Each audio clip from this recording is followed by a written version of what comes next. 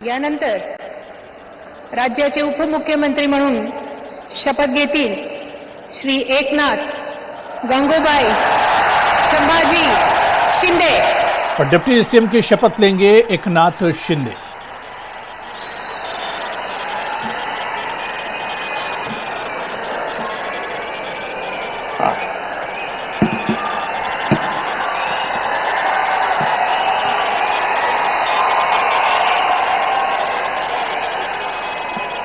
हिंदू हृदय सम्राट बाळासाहेब ठाकरे यांना वंदन।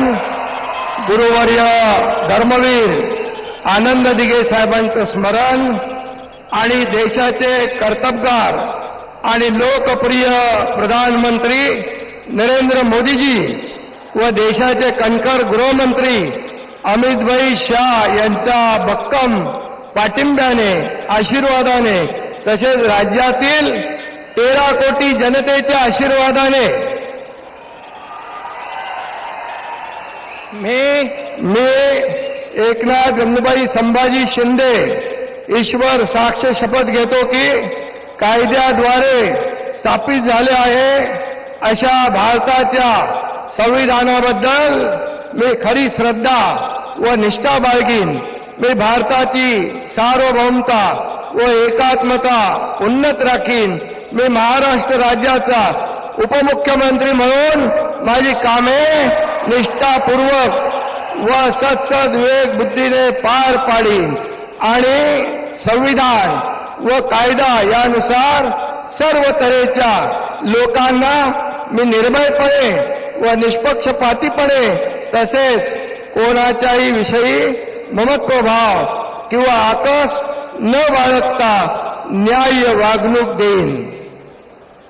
मी एकनाथ गंगूबाई संभाजी शिंदे ईश्वर साक्ष शपथ घेतो की महाराष्ट्र राज्याचा उपमुख्यमंत्री म्हणून माझ्या विचारार्थ आणली जाईल किंवा मला ज्ञात होईल अशी कोणतीही बाब असा उपमुख्यमंत्री म्हणून माझी कामे यथायोग्य पार पाडण्यासाठी आवश्यक असेल ते खेरीज करून एरवी मी कोणत्याही व्यक्तीला किंवा व्यक्तींना प्रत्यक्षपणे व अप्रत्यक्षपणे कळवणार नाही किंवा त्यांच्याकडे उघड करणार नहीं।